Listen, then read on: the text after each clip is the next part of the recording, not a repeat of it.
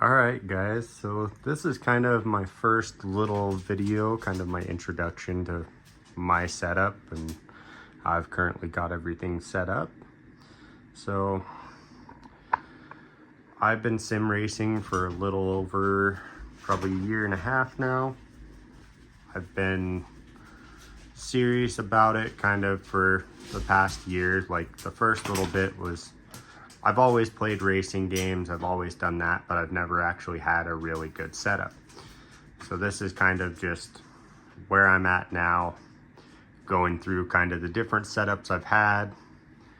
And this is going to be more of, I'm not the best at what I do, I'm not the fastest, but I'm just showing my experiences and my growth as we go. And like learning with everybody that wants to watch something to kind of learn where I've learned. I know there's a lot of videos out there and there's a lot of different driving techniques, and it's really hard to apply everything as a beginner. So we'll start off with the frame of everything. So I was lucky enough when I first started out, I have my father-in-law that does a lot of YouTube, and he does a lot of sim racing, and he got in touch with Next Level Racing, and they ended up sending him out a couple cockpits. This is one of the ones they sent him out with. This one's a great setup. It's a good starter cockpit. It's gotten me through everything I need it to. Like, I really like it. Eventually I will upgrade to something like the FGT or an aluminum frame style, probably from the same company, just because Next Level Racing, I really appreciate how they package everything, how they put the instructions for you. They're really supportive. They give you all the brackets, like you don't have to pay extra for the shifter bracket. I've got the bigger shifter plate if I want to mount a shifter and a handbrake. For now, this does me just fine because it goes through a sequential shifter or a handbrake depending on what I want. So yeah, this frame does really well. The only thing I struggle with a little bit with it is down here at my pedal set. So I've got a Logitech G Pro pedal set, and once you get into like harder stiffnesses on the brake pedal with that load cell, you start flexing the bottom pedal plate, and you can always feel that in your pedals. So that's probably why I'm going to be upgrading eventually and going to a different frame. And then with that kind of brings us into my wheel setup. So I do have a Logitech G Pro wheelbase, pedals, and their RS shifter and handbrake. So with the wheel, it's 11 nanometers of force. That's probably gonna get you through most. Like beginning, I wouldn't recommend it. Like, it's a lot to get used to. It's a lot of power, but once you're getting going, you can start to get used to it. I think optimal is probably, if you're really looking for power, I think optimal is anywhere between the 10 to 12 range max.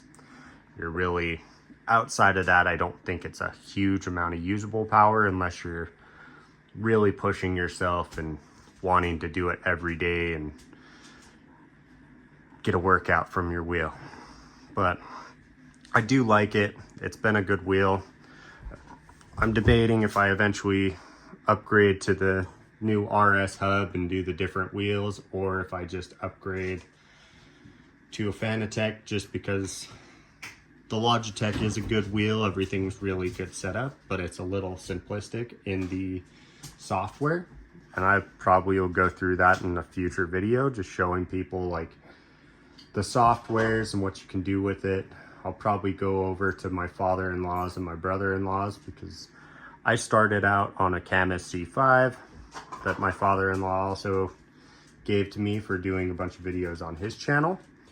So I went through a couple different wheels now. I've had the C5, I've had the C12 from Camus, and I've had the Logitech. The Camus wheels are a good wheel setup. I wouldn't say they're bad. The only thing I didn't like about them was their force feedback is very harsh, depending on if you don't know how to set it up. So it's going to take a lot of time, and it's a lot more intuitive to get set up. So I would say it's a good starter wheel. You're also not going to have plug and play compatibility with the Camus, so you're going to have to go through and kind of set every game up that you want. There's a couple games here and there that might have had a little bit of compatibility, but you're going to have to still go through and set them up to get them how you want them to feel. And then there was some games I could never get to feel right, which it does happen with every wheel. Some games just updates kill them. Like I have Rennsport on my computer somewhere up there, but with Rennsport I really like it. It just, with the new update, it kind of made it really hard to play on my wheel because it has a lot of aggressive force feedback that I'm trying to figure out, and I don't want to play with the settings yet to get into it. But it is this Logitech's a good wheelbase. I like it. I've started to get used to it and started to figure out what feels I want and everything. My biggest struggle with it is it's been so simplistic that it kind of combines a bunch of settings like inertia, strength, and quite a few more just into the strength settings. So you end up with whatever they set those inertia settings to be at. And then you've also got to get your in-game settings so you can get a feel out of those of what you want. So it is a little bit of setup, a little bit of in-game settings. They do have a website that you can go in and they do recommendations for you. But other than that, I kind of went over my pedals. So I've got the G Pro pedal set with the load cell brakes and everything. I think they're a good pedal set. There is a couple things I don't like connection wise on most of these. If you're looking at them, you've got a micro USB connection still, so it's kind of outdated and it's a little worrisome to pull it in and out, and you got to kind of find the hole 100% before you push it. So that would be one thing I want to show people, but they are a good setup. Now there is a couple things I do wish this pedal set had compared to like I drove on my father-in-law's Fanatec. He's got the, I don't know why I can't think of what pedal set he's got.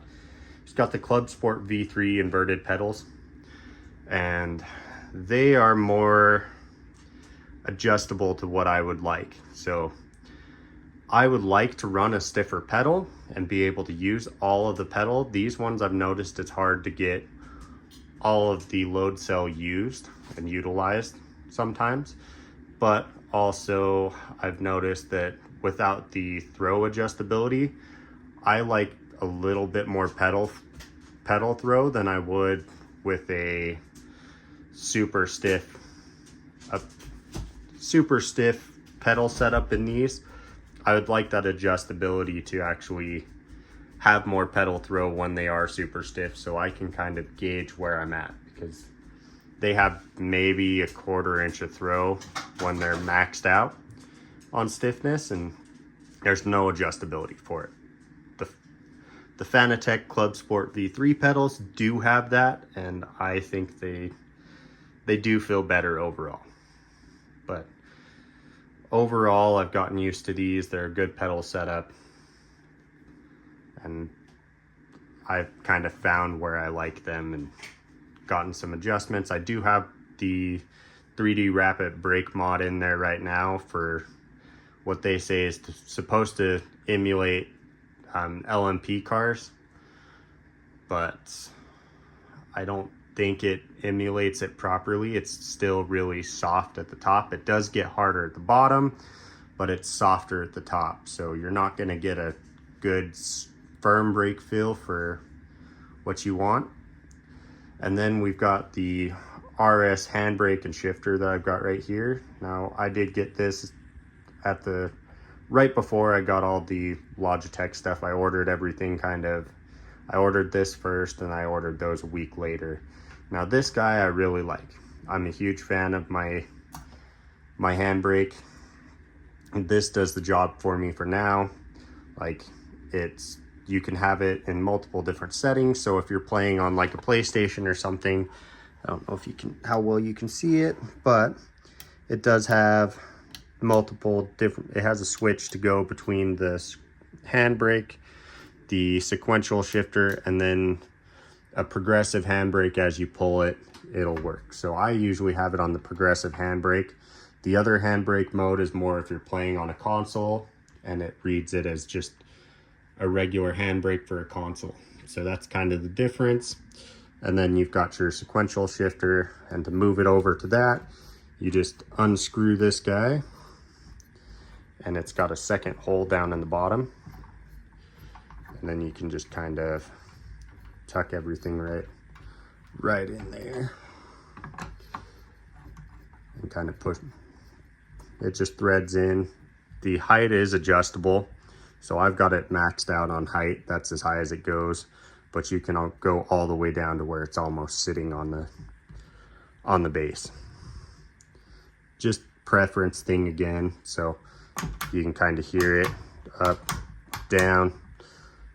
But yeah, so that's kind of everything. I've got it on a 4K TV, but it's not the best 4K TV, so it runs at, most of my games are locked at 60 frames a second, so not the best quality right now. Also, I'm running them on my PC, which is a 4060 Ti, which it doesn't do bad. It's just not the best card for running higher graphics settings and stuff like that. It kind of puts a load on the card and you start throttling out on your card. But yeah, that's kind of my setup. I might do a little bit of a driving video later, kind of go through everything, but I just wanted to go through and show everybody for now what I'm working with. Eventually, I'm debating if I actually do upgrade to the RS hub. I don't know. In the future, I might just go to a whole new Fanatec setup. I'm kind of looking at the Club Sport or the DD Plus or the DD, and just debating because sorry guys, I had a little bit of a technical difficulty, but I just wanted to let you guys know that I am looking into maybe doing either a different setup or continuing to upgrade this one. It's just all depending on what I kind of lean towards in the future and what I'll be able to do. Yeah, just to close out the video, like, I don't think you need the best setup getting started. Like, I went a little bit overboard at first. I probably could have done everything I needed to with the C5 and the C12 for a lot longer. The only reason I kind of left those was the plug and play situation where I could just come home at the end of the day off of work, plug in my system, jump on a game, and I don't have to go through a bunch of setup for it. Now, there is still a little bit of setup on this, but it's not as intensive as some of like the Camus and a couple other things. There's no way to automatically set it up for every game to where it just feels good and you can just run a game. But I did want to give you guys a heads up, so if you do like this content, please like and subscribe. I'm going to try to get out more content of driving on it later and some more just in-depth videos on the Logitech and kind of just everything I've went through on my learning experience, kind of switching to a wheel setup rather than playing on a controller like I always have been. All right, I appreciate it, guys.